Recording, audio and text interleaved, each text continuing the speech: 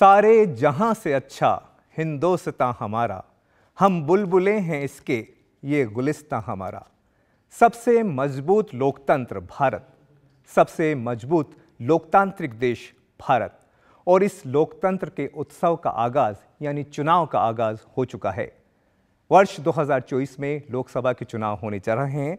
राजस्थान में 25 सीटों पर चुनाव हो रहे हैं जो 2 चरणों में संपन्न होंगे। विभिन्न सीटों पर इस चुनाव जनादेश के जरिए हम आपसे रूबरू होते हैं और एक एक सीट का विश्लेषण करते हैं। लोकसभा की 25 क्षेत्रों की अगर बात करें तो आज हम बात करेंगे इस कार्यक्रम में बाड़मेर जैसलमेर लोकसभा क्षेत्र की। बाड़मेर जैसलमेर लोकसभा क्षेत्र पश्चिमी राजस्थान का एक सीमावर्ती क्षेत्र है। ये हिंदुस्तान का दूसरा सबसे बड़ा क्षेत्रफल की दृष्टि से लोकसभा क्षेत्र है। बाड़मेर जैसलमेर लोकसभा क्षेत्र की अगर बात करें तो इसमें 8 विधानसभा क्षेत्र आते हैं। बात करें जैसलमेर सीट की तो यहाँ से छोटू सिंह भारतीय जनता पार्टी के विधायक हैं। शिव सीट की अगर बात करें तो रविंद्र सिंह भाटी इस सीट पर काबिज हैं जो निर्दलीय चुनाव लड़े। अगर हम बात करें बाड़मेर सीट की तो बाड़मेर से प्रियंका चौधरी ने कांग्रेस के मेवाराम जैन को हराया। बायतू की बात करें तो बायतू से हरीश चौधरी को जीत मिली है। कांग्रेस के चिन्ह पर ये चुनाव लड़े और कांग्रेस को इन्होंने विजय दिलाई। पचपदरा की अगर बात करें तो भाजपा के अरुण चौधरी विजयी रहे। इन्होंने कांग्रेस के मदन प्रजापत को हराया। सिवाना की बात करें तो सिवाना से भाजपा के हमीर सिंह भायल ने जीत दर्ज की है। इन्होंने कांग्रेस के मानवेंद्र सिंह को हराया। अगर बात करें गुड़ा मलाने की तो भाजपा के विश्नोई ने सोनाराम चौधरी को करीब 15,000 से ज़्यादा वोटों से शिकस्त दी है। अगर बात करें चौहटन सीट की तो इससे भाजपा के अदुराम मेघवाल 1428 वोटों से जीते, जो पिछले चुनाव में भी इस सीट से हार गए थे। बाड़मेर जैसलमेर लोकसभा सीट की अभी हमने विधानसभावार समीक्षा की और आइए अब देखते हैं इसी क्षेत्र पर एक विशेष रिपोर्ट।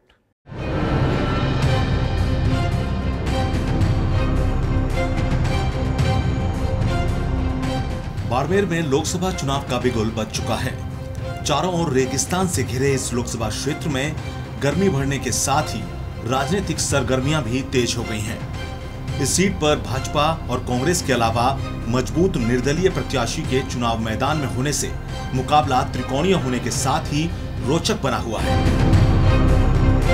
भारत पाकिस्तान अंतर्राष्ट्रीय सीमा से सटे इस लोकसभा क्षेत्र में 3 जिले बाड़मेर, जैसलमेर और नवगठित बालोतरा की 8 विधानसभाएं शामिल हैं। क्षेत्रफल के लिहाज से यह राजस्थान की सबसे बड़ी लोकसभा सीट है। इस सीट में शामिल बाड़मेर के इतिहास पर नजर डालें तो थार नगरी के नाम से प्रसिद्ध यह शहर अजरक प्रिंट, लकड़ी पर बारीक नक्काशी और कशीदे वाली जूतियों के लिए मशहूर है। यहाँ के किराड़ू मंदिर को राजस्थान के खजुराहो और बाटाडू के कुएं को रेगिस्तान के जल महल का गौरव हासिल है। इसके अलावा यहाँ का ऐतिहासिक सूर्य मंदिर, बाड़मेर किला, जूना किला और नाकोड़ा जैन मंदिर दुनिया भर में प्रसिद्ध है। वहीं स्वर्ण नगरी के नाम से विश्व विख्यात जैसलमेर का सोनार दुर्ग, तनोट माता मंदिर, सांप्रदायिक सद्भाव के प्रतीक लोक देवता बाबा रामदेव की तपोभूमि रामदेवरा और युद्ध संग्रहालय देशी विदेशी सैलानियों को अपनी ओर आकर्षित करते हैं। यहाँ का मरु महोत्सव अपनी विशेष पहचान रखता है। वहीं लूणी नदी के किनारे पर बसे बालोतरा जिले को वस्त्र नगरी के नाम से जाना जाता है। यहाँ के पचपदरा में बन रही रिफाइनरी से इस क्षेत्र का कायाकल्प हो रहा है। अब इस सीट पर राजनीतिक समीकरणों को देखें तो यहाँ का चुनाव बेहद खास माना जा रहा है। भाजपा ने यहाँ एक बार फिर केंद्रीय मंत्री और मौजूदा सांसद कैलाश चौधरी पर भरोसा जताया है। वहीं कांग्रेस ने राष्ट्रीय लोकतांत्रिक पार्टी से कांग्रेस में शामिल हुए उम्मेदवार बेनीवाल को मैदान में उतारा है। उधर निर्दलीय विधायक रविंद्र सिंह भाटी के ताल ठोकने से मुकाबला रोचक हो गया है। भाजपा उम्मीदवार कैलाश चौधरी जनता के बीच मोदी सरकार के 10 सालों के विकास कार्यों और जन कल्याणकारी योजना की बात कर वोट मांग रहे हैं। बाड़मेर जैसलमेर हो चाहे राजस्थान हो, सब जगह पर एक ही है कि हमारे देश को विकसित बनाना है।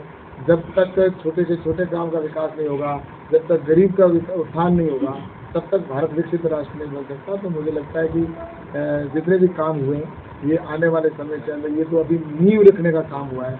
असली मीनार अगले आने वाले 5 साल के अंदर होगी और भारत विकसित राष्ट्र बनेगा। वहीं कांग्रेस प्रत्याशी उम्मेदाराम बेनीवाल अपने चुनाव प्रचार के दौरान लोगों से वेस्टर्न राजस्थान कैनाल परियोजना का पानी लाने, नेशनल डेजर्ट पार्क क्षेत्र में आने वाले ग्रामीणों को मूलभूत सुविधाएं मुहैया कराने और बॉर्डर एरिया के लोगों को शिक्षा, रोजगार और उद्योगों का वादा कर उन्हें अपनी ओर रिझा रहे हैं। और इस चुनाव के अंदर मेन मुद्दा रहेगा स्थानीय लोगों को, यहाँ की स्थानीय कंपनियों के अंदर जो बाहर की कंपनियां आई हुई है उनको रोजगार के अंदर प्राथमिकता मिले और बाड़मेर जैसलमेर एजुकेशन का हब बने। जो एजुकेशन सेक्टर में पिछड़ा है वो आगे की पंक्ति में कैसे आ सके, उसके लिए हम सब मिलकर प्रयास करेंगे।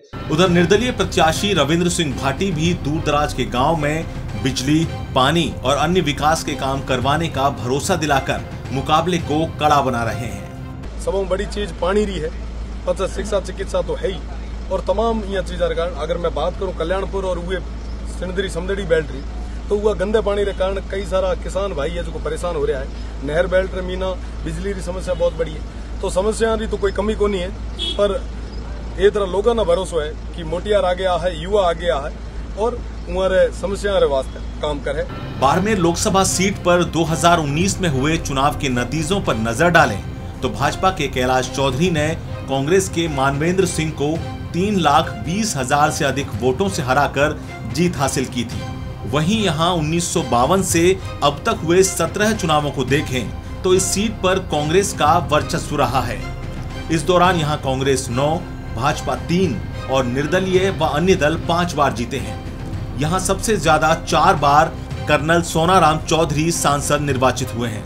अब इस लोकसभा क्षेत्र में मतदाताओं की स्थिति को देखें तो यहाँ कुल 21,95,967 मतदाता हैं। इनमें 11,71,584 पुरुष, 10,24,364 महिला और 9 थर्ड जेंडर मतदाता हैं। बाड़मेर लोकसभा क्षेत्र में पिछले चुनाव में 73.12% मतदान हुआ था। इस बार भी मतदान प्रतिशत बढ़ाने के लिए निर्वाचन विभाग स्वीप कार्यक्रम के तहत कई गतिविधियां संचालित कर मतदाताओं को जागरूक करने में जुटा हुआ है। अब बाड़मेर लोकसभा सीट पर जनता के मुद्दों की बात की जाए तो यहाँ सबसे गंभीर मुद्दा पानी का है। यहाँ खारा पानी होने के कारण पीने के लिए मीठे पानी की कमी है। इसके अलावा नहरों की मरम्मत, बिजली, सड़क, चिकित्सा, शिक्षा और रोजगार उपलब्ध कराना भी बड़ा चुनावी मुद्दा बना हुआ है। यहाँ के लोगों का कहना है कि जैसलमेर और बाड़मेर से अहमदाबाद को जोड़ने के लिए ट्रेन की सुविधा उपलब्ध करवाई जाए। वहीं पचपदरा रिफाइनरी में स्थानीय युवाओं को रोजगार दिया जाए। अब हमें तो कोई ऐसा जागरूक नेता चाहिए जो बाड़मेर की विकास के लिए, जो हमें यहाँ पे तेल में, कोयले में जितना भी पैसा मिलता है उसको बाड़मेर के विकास के लिए लगा सके और बाड़मेर की आवाज़ को आगे पहुँचा सके। जैसलमेर, बाड़मेर और अहमदाबाद गुजरात को जोड़ने के लिए ट्रेन की मेन समस्या है और अभी तक उसके ऊपर कोई कार्रवाई नहीं हुई है, तो लोगों के आने जाने की दिक्कत होती है। नहर लाइट कम आवे, नहर में पानी कम आवे, लाइट में नहर चलती है, ये पानी की समस्या है।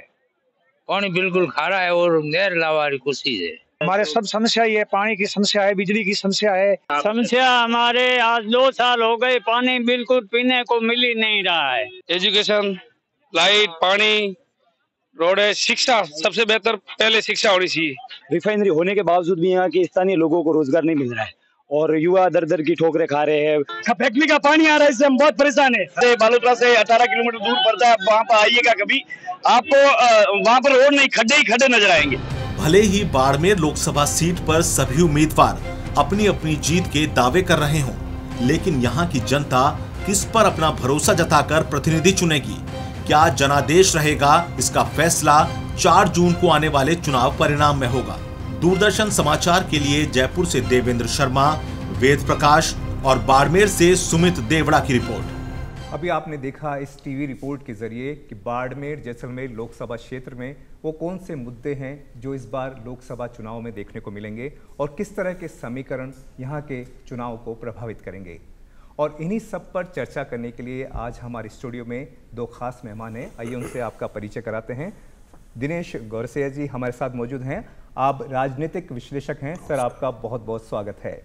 हमारे साथ हैं लाल सिंह फौजदार जी, खास मेहमान, आप वरिष्ठ पत्रकार हैं। लाल सिंह जी आपका भी बहुत बहुत स्वागत है। दिनेश गौरसिया जी, सबसे पहले हम बात करें पश्चिमी क्षेत्र राजस्थान का। लोकसभा क्षेत्र जैसलमेर और बाड़मेर 2 क्षेत्रों को कवर कर रहा है। अगर बात की जाए कैंडिडेट्स की तो इस बार ये हॉट सीट बना हुआ है क्योंकि त्रिकोणीय मुकाबला इस सीट पर देखने को मिल रहा है। भारतीय जनता पार्टी ने वापस से सांसद जो हैं कैलाश चौधरी उन्हीं को आजमाया है। कांग्रेस उमेदराम चौधरी जो आरएलपी से आते हैं उनको दिया है टिकट, और रविंद्र सिंह भाटी जो भाजपा के बागी हैं और एक तरह से निर्दलीय उम्मीदवार के रूप में अपनी उम्मीदवारी जताई है। क्या कहेंगे सर, त्रिकोणीय मुकाबला है? देखिए, शायद राजस्थान का त्रिकोणीय मुकाबला जहाँ पर है, ऐसी लोकसभा बाड़मेर ही है और 25 लोकसभा क्षेत्रों में कोई भी ऐसी लोकसभा क्षेत्र नहीं है जहाँ पर त्रिकोणीय मुकाबला के आसार नज़र आ रहे हैं। अभी तक तो ऐसा नहीं लग रहा है, लेकिन बाड़मेर लोकसभा क्षेत्र के अंदर ये स्थिति बन रही है। रविंदर सिंह भाटी एक निर्दलीय विधायक हैं शिव से, और वो बीजेपी के नज़दीक थे जी। और लेकिन बीजेपी से किसी प्रकार से पटरी नहीं बैठ पाई और उन्होंने निर्दलीय के रूप में ताल ठोक दी, और वो ज़्यादातर क्लेम भी बीजेपी के वोटर्स पर ही कर रहे हैं। उनकी जो भाषा है चुनाव की, उस चुनाव की भाषा में भी वो बीजेपी पर कोई प्रहार नहीं कर रहे हैं, कोई निशाना नहीं साध रहे हैं, वो कांग्रेस पर ही निशाना साध रहे हैं और वो बीजेपी से नज़दीकियां भी दिखा रहे हैं जी। तो ये सारी चीज़ें उनकी जो कवायद हैं, कहीं ना कहीं लग रहा है कि कहीं बीजेपी को नुकसान पहुंचाने की स्थिति में भी जा सकते हैं। लेकिन वहाँ एक महत्वपूर्ण विषय ये है कि एक बहुत बड़ा वोट बैंक है जिसको मुस्लिम वोट बैंक है, 2.5 से 3 लाख का मतदाता वहाँ मुसलमान है, उसका स्टैंड बड़ा महत्वपूर्ण है। वो मतदाता कांग्रेस की तरफ लामबंद होता है क्या, या वो रविंदर सिंह भाटी और कांग्रेस दोनों में बट जाएगा? एक तो इस पे बहुत कुछ डिपेंड करेगा ये चुनाव, और दूसरा वहाँ सबसे ज़्यादा बाहुल्य वाला मतदाता है, जो सबसे बड़ी संख्या है वो है जाट मतदाता। जाट मतदाता अभी आकलन करने में लगा हुआ है कि कैलाश चौधरी जो बीजेपी का प्रत्याशी है, पहले केंद्रीय मंत्री भी है, उसकी तरफ जाया जाए या उमेदाराम बेनीवाल जो आरएलपी से कांग्रेस में आकर के टिकट लिया है उसकी तरफ जाया जाए। उमेदाराम चौधरी चूंकि 2 बार विधानसभा चुनाव हार चुका है, तो कुछ सहानुभूति जाट मतदाताओं में उमेदाराम बेनीवाल के प्रति दिख रही है। वो क्या सहानुभूति बनी रहती है क्या अंत तक, ये बड़ा महत्वपूर्ण है। लेकिन जैसे जैसे चुनाव मतदान का समय नजदीक आ रहा है और रविंदर सिंह भाटी का जो प्रचार अभियान है, जो आक्रामक प्रचार अभियान है, जो यूथ को बहुत प्रभावित कर रहा है, ऐसी स्थिति में जाट मतदाता जो है उसका ध्रुवीकरण होने के आसार हैं। वो ध्रुवीकरण बेनीवाल की तरफ होता है या कैलाश चौधरी की तरफ, इस पर बहुत कुछ डिपेंड करता है, हार और जीत। लेकिन मुझे जो दिखाई दे रहा है वो यही दिखाई दे रहा है कि जो मुकाबला दोनों पार्टियों में ही होना है। अच्छा, क्योंकि इससे कांग्रेस और बीजेपी का ही मुकाबला यहाँ होना है। ये सीमावर्ती क्षेत्र है, इसको बड़ा ध्यान में रखने की जरूरत है। अंतर्राष्ट्रीय सीमा है, दूसरे देश का बॉर्डर लग रहा है, वहाँ की गतिविधियाँ भी यहाँ के लोकसभा क्षेत्र के वासिंदे देखते रहते हैं।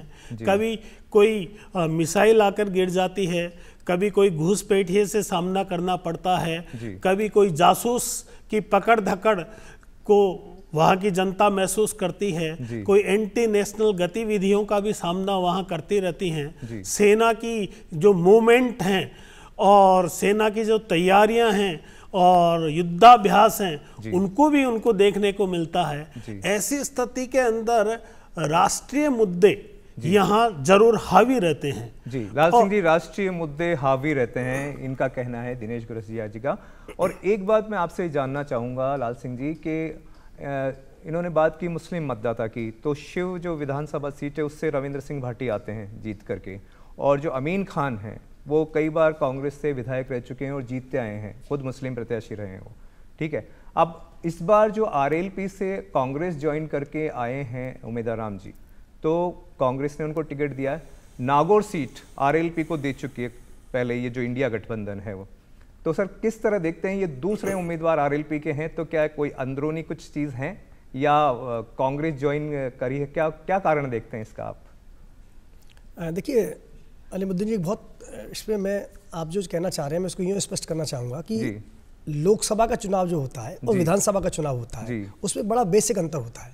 आपने कई बार ऐसा देखा होगा कि जो विधानसभा का चुनाव हार गए वो लोकसभा में अच्छे मार्जिन से चुनाव जीतते हैं। आप कैलाश चौधरी का पिछला चुनाव उठाकर देख लीजिए, चुनाव हार गए थे लेकिन उनको चुनाव लड़ाया, वो अच्छे मार्जिन से चुनाव जीते।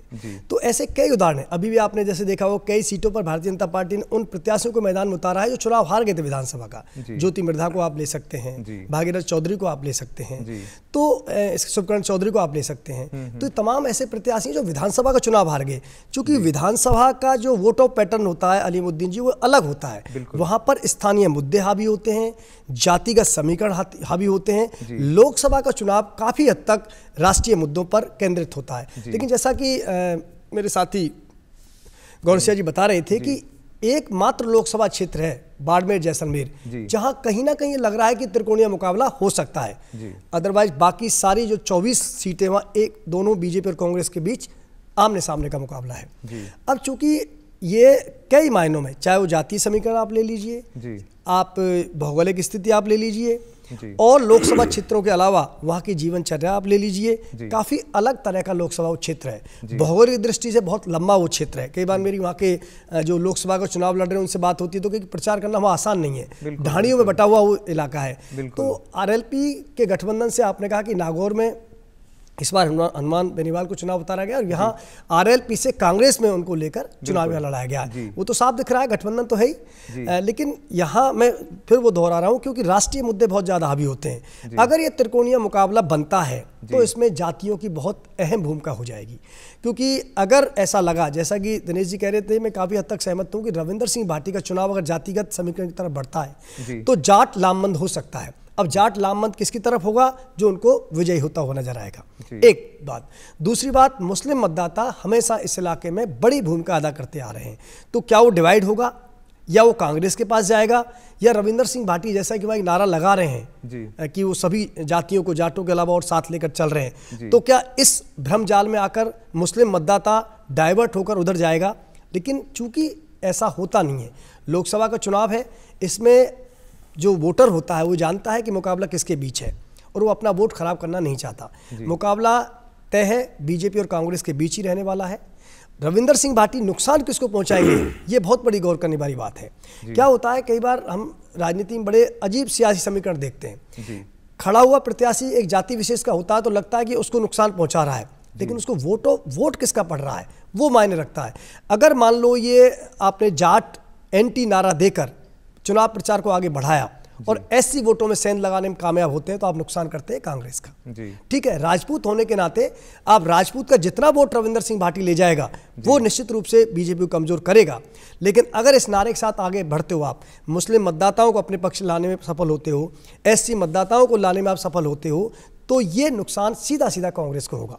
तो सवाल यही है कि आने वाले इस प्रचार में नुकसान रविंदर सिंह भाटी किसका करते हैं। मुकाबला जो मुझे लग रहा है, जिस तरह का वहाँ के सियासी समीकरण और वहाँ तमाम लोगों से बात हो रही है, तो मुकाबला तो बीजेपी और कांग्रेस के बीच ही होने जा रहा है। लेकिन रविंदर सिंह भाटी किसको नुकसान करते हैं उसके आधार पर दोनों प्रत्याशियों की जीत और हार तय होगी। एक बात।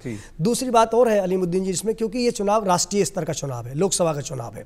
हमेशा लोकसभा के चुनाव में, और हम जो 2014 के बाद जो तस्वीर देख रहे हैं, चाहे 2014 का चुनाव ले लीजिए, 2019 का चुनाव ले लीजिए, एक राष्ट्रीय मुद्दे अक्सर हावी हो रहे हैं। पहले हम देखते थे कई बार कि जो लोकसभा का चुनाव होते थे पहले, उससे पहले तो एक लहर विशेष नहीं रही है, क्योंकि यहाँ हिंदुस्तान में कभी लहर आई है तो सहानुभूति की लहर आई है, यानी किसी नेता की मौत के बाद उसको आगे बढ़ाने का मामला आया। या 77 की आप बात कर सकते हैं, 1977 में एक लहर आई थी जनता पार्टी की, वो एक लहर थी। लेकिन ऐसे में यहाँ कभी कोई इस तरह और बाकी हिंदुस्तान में लहर देखने को नहीं मिली। मतदाताओं ने अपने प्रत्याशी को चुना।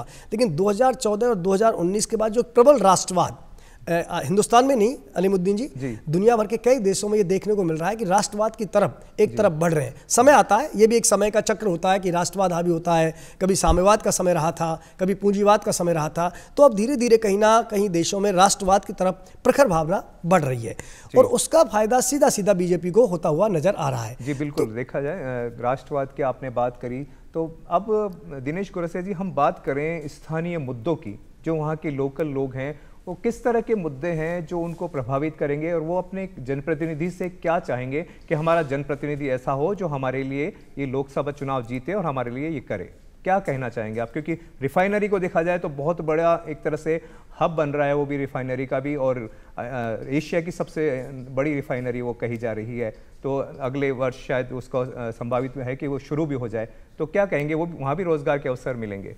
नहीं, रिफाइनरी से निश्चित तौर पर बहुत बड़े रोजगार के अवसर खड़े होंगे जी। हाँ, एम्प्लॉयमेंट सीधा सा रिफाइनरी में तो बहुत बड़ा नहीं होने वाला है, कुछ हजारों में ही होने वाला है जी, लेकिन उसकी वजह से आसपास में जो बिजनेस खड़े होंगे जी, और छोटे छोटे मतलब हब खड़े होंगे, कई इंडस्ट्री भी और आएंगी उसकी वजह से जी, उससे गतिविधियां बहुत बढ़ेंगी जी, लोगों की आवाजाही बहुत बढ़ेगी जी, उससे छोटे छोटे दुकानें, छोटे छोटे काम धाम, उससे रोजगार बहुत मिलेगा लोगों को। लेकिन महत्वपूर्ण ये है कि वहाँ समस्या इस समय जो महत्वपूर्ण समस्या है वो है पानी, पीने की पानी की समस्या। सिंचाई के तौर पर तो नर्मदा नहर है वहाँ और इंदिरा गांधी नहर का पानी भी है, उससे व्यापार बहुत डेवलप हो गया जी। और वहाँ पर एक तरह से ये कहना चाहिए कि अनार की खेती, एक्सपोर्ट क्वालिटी के अनार खूब पैदा हो रही है जी, और ड्रैगन फ्रूट की पैदा हो रही है, थाई एप्पल भी है, खजूर भी बहुत अच्छी उम्दा क्वालिटी का वहाँ पर पैदा हो रहा है, पैसा का प्रवाह बहुत आ रहा है, इसबगोल की भी पैदा हो रही है। मतलब एक तरह से वहाँ के लोग, वहाँ का किसान बहुत धनाढ्य हो गया है। लेकिन बेसिक जो समस्या है पीने का पानी, उससे आज भी वहाँ का क्षेत्र जूझ रहा है जी। जो कहते हैं घरों में पीने के पानी के लिए आज मतलब पूरा बाड़मेर बदल गया, लेकिन पानी के पीने की समस्या लगभग ज्यों की त्यों है। लोगों को दूर दूर से पानी लेकर के आना पड़ता है जी। इसके लिए भारत सरकार ने जल जीवन मिशन योजना जरूर देश भर में लॉन्च की है, उसका थोड़ा थोड़ा इफेक्ट जरूर आने लगा है। हर घर नल, इसके प्रयास वहाँ चल रहे हैं, लेकिन अभी उतना इफेक्ट नहीं आया है कि लोगों की ये समस्या दूर हो जाए। इसलिए सबसे बड़ी समस्या जो मुझे नजर आ रही है वहाँ पर वो पीने के पानी की है जी। बाकी तो वहाँ की स्थिति एक तरह से बहुत बढ़िया होती जा रही है। वो जो नजरिया था देखने का बाड़मेर को कि काला पानी की सजा मानते थे, कर्मचारी को भी वहां पर ट्रांसफर कर दिया जाता था, लेकिन आज वो स्थिति नहीं है। नहीं, बाड़मेर तो बहुत अच्छा अभी डेवलप हो रहा है। आज तो एक तरह से दुबई की तर्ज पर डेवलप हो रहा है। लाल सिंह जी आपसे बात करें, जैसे इन्होंने कहा खजूर की खेती है और अनार की खेती से रोजगार के अवसर प्राप्त हो रहे हैं, लेकिन प्रमुख समस्या पानी के मुद्दे की भी बात कही।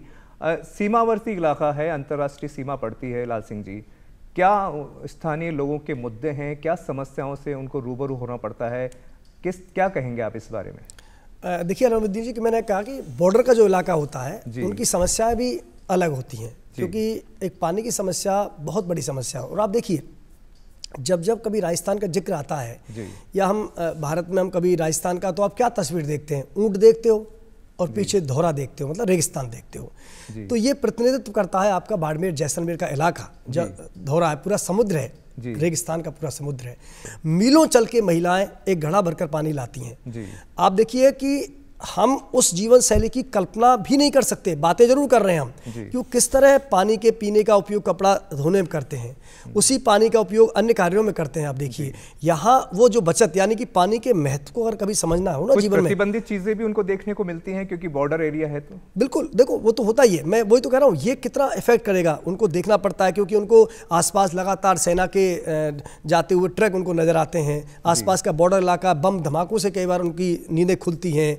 इसके साथ साथ ही उनको कई बार चूँकि जैसे लगा हालात कुछ बिगड़ते हैं तो उनको कहीं ना कहीं प्रतिबंधित भी होना पड़ता है, यानी कि आइसोलेट भी होना पड़ता है कि आपको इस इलाके में नहीं जाना है, इस इलाके तक सीमित रहना है। तो हम एक सामान्य जो ज़िले हैं, आप और हम जिस ज़िले में बैठे हैं जयपुर में, इसके इतर अगर हम बाड़मेर जैसलमेर की बात करेंगे तो काफ़ी अंतर हमारे उनके जीवन शैली में है। लेकिन हाँ, एक बात मैं ज़रूर कहना चाहूँगा अलीमुद्दीन जी कि वहाँ का बच्चा जब पैदा होता है, रेगिस्तान के दौरों में जो पलता है, वो बड़ा होता है, तो आप देखिए वो मजबूत होता है, वो संघर्ष के साथ अपना जीवन जीता है, तो उसके अंदर संघर्ष का उम्दा होता है। और ऐसा नहीं होता, मैं हालांकि राष्ट्रभक्ति को तोल नहीं रहा हूँ, राष्ट्रभक्ति का कोई पैमाना नहीं होता है, लेकिन चूंकि वो लगातार उनसे एक चार होते हैं तो उनके अंदर कहीं ना कहीं जो राष्ट्रीयता का ज्वार है वो अधिक भी होता है। रेगिस्तानी इलाका दोनों मान रहे हैं हम लोग, पानी की समस्या आप दोनों ने बिल्कुल जिक्र किया कि सिर्फ पानी ही पानी, तो पानी अब तो सरकार ने बहुत काफ़ी कुछ बदलाव किए हैं, पानी पहुंच चुका होगा लोगों के पास। उसके अलावा भी कोई मुद्दे हैं जिनसे उनको रूबरू होना पड़े या जो स्थानीय लोग चाहें कि हमें अब ये और चाहिए, ऐसा कुछ है? नहीं, रोजगार की एक बड़ी समस्या तो है ही वहाँ जी। लोगों को रोजगार के साधन इतने नहीं है। रिफाइनरी है बाड़मेर के अंदर, वहाँ भी कोई इतना इफेक्ट नहीं है कि उसका जैसलमेर के अंदर कोई रोजगार उससे जनरेट हो गया हो। भी सर एक बाड़मेरी बात करें तो एक कपड़ा है बाड़मेरी का, उसका भी अंतर्राष्ट्रीय लेवल पे काफ़ी डिमांड रहती है, उस उद्योग से भी बहुत लोग जुड़े हुए हैं। रूमा देवी भी एक आपने नाम सुना है, एक कार्यकर्ता है, महिला कार्यकर्ता जो इस क्षेत्र को इंटरनेशनल लेवल पे आगे बढ़ा रही है। तो बाड़मेरी उद्योग के बारे में क्या कहेंगे सर? बाड़मेरी उद्योग है, लेकिन उससे ज़्यादा जो वहाँ की जो पैदावार है, खेती है जी, वो चाहे अनार की खेती हो, चाहे खजूर की खेती हो, चाहे जीरे की खेती हो, इसबगोल की खेती हो, उसने वहाँ के किसान को बदल के रख दिया है। वो एक गरीब फटेहाल किसान था, उसकी सूरत बदल गई है। आज वो चाहे धोती कुर्ता साफा वैसा ही पहनता हो, लेकिन उस धोती कुर्ते साफा पर चमक आ गई है, उसके चेहरे पर चमक आ गई है, बहुत पैसा आ गया है। चुनाव में भी उसके मतलब एक तरह से दिखाई देता है वो पैसा कि चुनाव में भी खूब पैसा खर्च होता है। वहाँ पर आपको देखने को मिलेगा कि शायद राजस्थान में और कहीं नहीं इतनी महंगी महंगी गाड़ियाँ देखने को मिलेंगी वहाँ। बहुत महंगी महंगी गाड़ियाँ वहाँ के ऊपर लोग काम में लेने लग गए हैं और बहुत रॉयल तरीके से लाइफ स्टाइल बदल रही है लोगों की जी। और एक तरह से ये मानकर चलिए कि सऊदी अरब के कुछ जगह हैं उस तर्ज के ऊपर जैसलमेर और बाड़मेर बदल रहा है, उस तर्ज पे आ रहा है। बिल्कुल, जैसलमेर बाड़मेर बदल रहा है। लाल सिंह उसमें कपड़े का उद्योग का भी, बिल्कुल कपड़े उद्योग का उसका भी मान सकते हैं, और मतलब बड़ा पैदावार जो हो रही है वहाँ पर। लाल सिंह चुनाव है, चुनावी मुद्दे हैं, जनता क्या मुद्दा देखकर अपना प्रतिनिधि चुने, जनता क्या सोचे कि हाँ मेरा ये मुद्दा है और मुझे ये प्रतिनिधि चुनना है, क्या कहेंगे आप? ये जो चुनाव है लोकसभा का चुनाव, इस लोकसभा के चुनाव में मतदाता राष्ट्रीय मुद्दों को देखकर चुनाव करता है। अब दोनों ही पार्टियों में जो राष्ट्रीय मुद्दे हैं, बीजेपी का तो फोकस साफ है और उसने अपने मुद्दे भी साफ कर दिए हैं। जाति की जब बात करते हैं तो 4 जातियां वो बता रहे हैं, हमारी जाति गरीब है, हमारी जाति किसान है, हमारी जाति मजदूर है, हमारी जाति महिला है। तो उनका फोकस साफ साफ हो गया है। यानी कि राष्ट्र का तात्पर्य, मैं राष्ट्र की जब बात करूंगा तो उनका तात्पर्य है कि जो राष्ट्र के लिए उन्होंने किए, चाहे वो जैसा कि मैंने इससे पहले जिक्र किया सर्जिकल स्ट्राइक की बात कर लें, या फिर तमाम जो समस्याएं थी देश भर में जो सुरक्षा के लिए बड़ी चुनौती थी, तो आतंकी घटनाओं में कमी हो, जी बिल्कुल होता है। दिनेश जी, फाइनल कमेंट आपसे चाहेंगे। निर्वाचन विभाग की ओर से काफ़ी प्रयास किए जा रहे हैं कि 100% वोटिंग हो, क्या आपकी अपील रहेगी मतदाता के लिए? पहले मतदान फिर जलपान, जी बिल्कुल। इस तर्ज के ऊपर लोगों को निकलना चाहिए, क्योंकि लोकतंत्र की मजबूती मतदान पर ही है। बिल्कुल, लोकतंत्र तब तक है जब तक मतदान है जी। और मतदान सबको करना चाहिए। लाल सिंह जी, मतदाता के लिए आपकी क्या अपील है? पहले मतदान फिर जलपान। निश्चित रूप से मैं चाहूँगा कि मतदान करें और लोकतंत्र को मजबूत बनाने में अपनी अहम भूमिका अदा करें। तो आज इस कार्यक्रम में फिलहाल इतना ही। हमारे जो गेस्ट आए हम उनको धन्यवाद दें, आपका बहुत बहुत धन्यवाद, और देखते रहिए डीडी राजस्थान पे जनादेश।